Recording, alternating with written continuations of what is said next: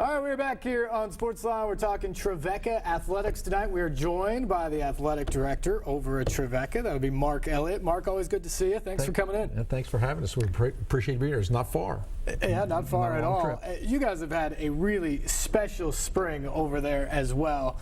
Just so much going on in the athletic program. We're going to talk baseball and softball tonight. I guess they both kind of led the way for you guys this spring. Yeah, they're our premier sports without question. And we're the southernmost team in our conference, and so the expectation is that we have the better weather, so we should have the better teams. But they've performed to those expectations, and we've had three-peat championships in both baseball and softball since we joined the conference 3 years ago. This is our fourth year total in the NCAA transition, and we've won championships every year. That is quite an accomplishment. I mean, we're talking about going into NCAA Division II play and right away being not just competitive, but winning championships in some of these premier sports. What do you think has been the key to the success you guys have had so far in that transition? Well, first of all, the foundation was there from the very beginning. Trevecca's had a long history of good athletic performance. But really what it boils down to, in my opinion, Steve, is that the coaches that we have set the culture for what goes on their teams. There's an expectation for us to win. There's an expectation for us to recruit well, to play well, to perform well, to do well in the classroom. And so really it comes down to those individual coaches leading their team, setting the culture for how we want to perform. Take me back to, I guess, 4 or 5 years ago when this whole thing started. What was the impetus to move Trevecca Nazarene into a Division II NCAA model from, it was NAIA before that, correct? That's right. Well, historically, we've had, like I said, a good foundation. The expectations were already there. And about 5 years ago, the school was growing academically, it was growing financially, the city of Nashville was growing, and we wanted our athletic department to stay in step with that. This was prior to my coming there. They hired C.M. Newton, a familiar name to a lot of people, to come in and do a study of our athletic department. His finding was basically, you act like a Division II program, you look like, function like a Division II program, you should be in Division II. And that was the impetus that started us to move forward with the NCAA transition. And how, once you decided we're going for this, how did athletes, how did the community, how did the nation really respond to Trevecca making that move? Well, it was varied. You know, we had the wonderful rivalries between Belmont and Lipscomb, and they had gone on to Division I. That's not a move that we were going to make. The Division II move was I think was perfect for us. But there was some resistance because we had such a good run with the NAIA for so long. We had people that were in the Hall of Fame there. We've had teams that made to the national tournament, and so we had a little bit of resistance. Most of the time, resistance comes from just either ignorance or just fear of the unknown. And actually, it's been a great transition for us. I think our alumni, our fan base, the people there that have been a part of the community, I really appreciate it. Now, the one thing that's been kind of interesting too is that all of a sudden young men, young women who are interested in playing NCAA Division II sports are starting to take notice. We probably have a wider recruiting base than we ever had before. People are listening to us who had never listened before, and that's exciting. Are you surprised at all, Mark, at how successful you guys have been able to be in this transition early on? No. No? No. No, I'm not, because again, the foundation was there. We had coaches that were strong. We had programs that were already strong. And in many ways, we are competing in a conference and against people who made that transition not all that much longer before us. And so we're very much like a lot of the teams in our conference.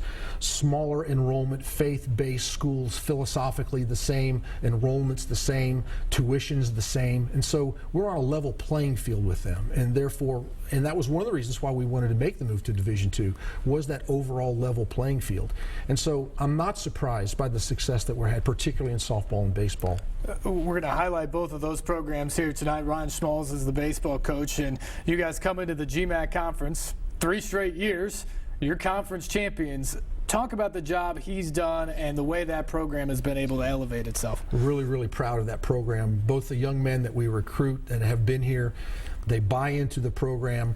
Ryan's motto from the word go has been family, and he runs the program like a family. Those guys are unique in their camaraderie, in their team chemistry, and he's at the helm of that very clearly running that program and creating a culture that we would love to emulate in all of our programs. Softball the same way. Ben has done a great job of emulating what we want as a school, a mission fit, and recruiting young ladies who are outstanding athletes, who are outstanding academicians, and it works. The baseball championship, they follow up with a tournament championship over the weekend, 19-2 in the championship game. That's a fun way to cap things off, isn't it? No question. It was a fun way, and I was there. My wife and I were in attendance, and you know, you have that nervous energy like, okay, this is going to be a great day.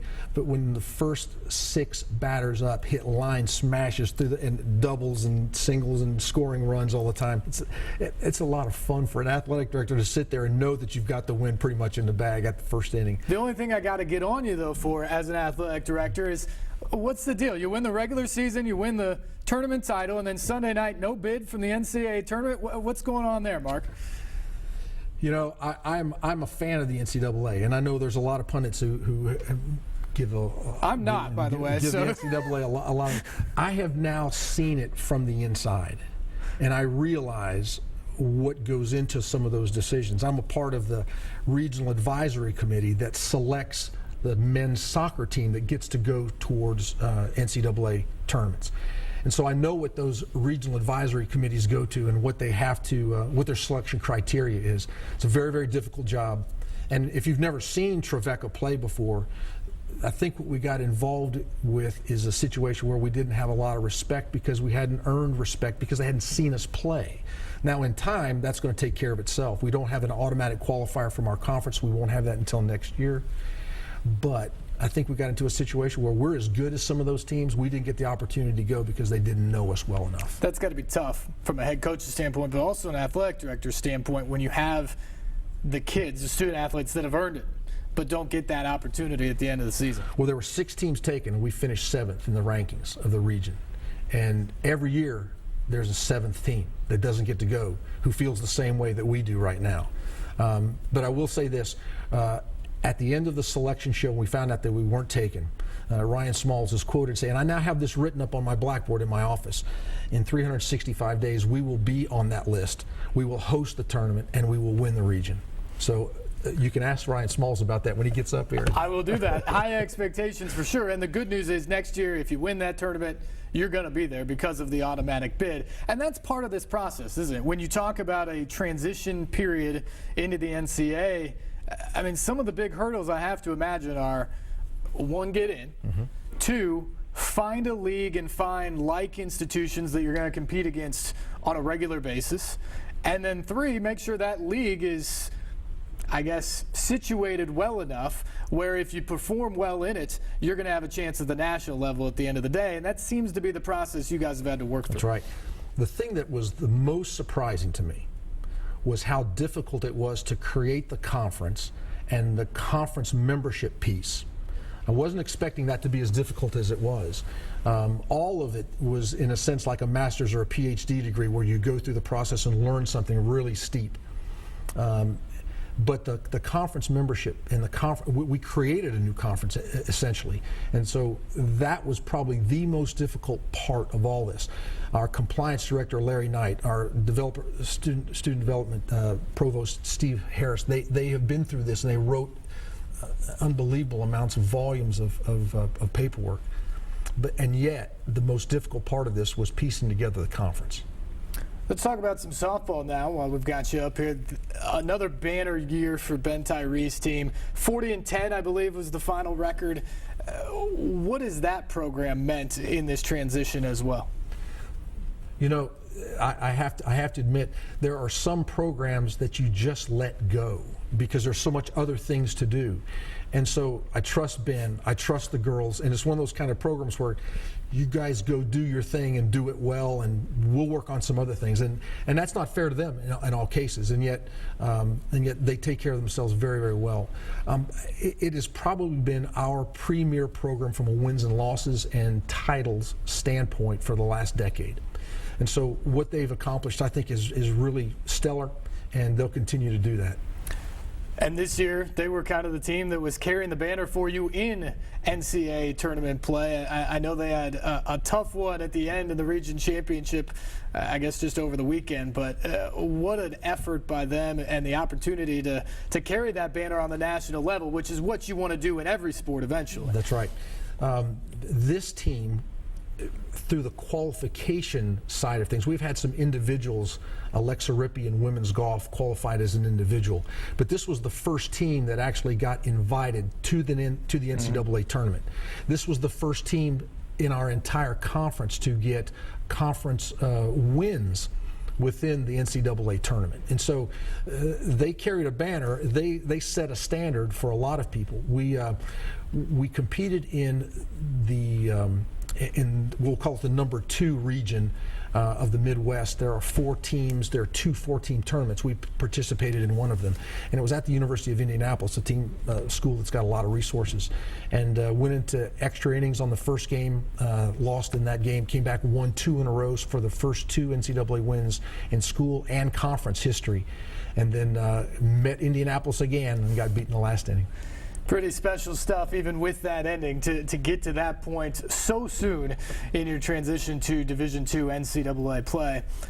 Mark Elliott is our guest. We're going to talk some baseball. We're going to talk some softball coming up here on this show. If you want to chime in, the phone lines are open, 737-7767. If you have a question, we're going to take a quick break. We'll come back. We'll talk to Ryan Schmalz about that guarantee and much, much more. Stay with us. We're talking Trevecca Nazarene Athletics tonight here on SportsLine on News Channel 5+.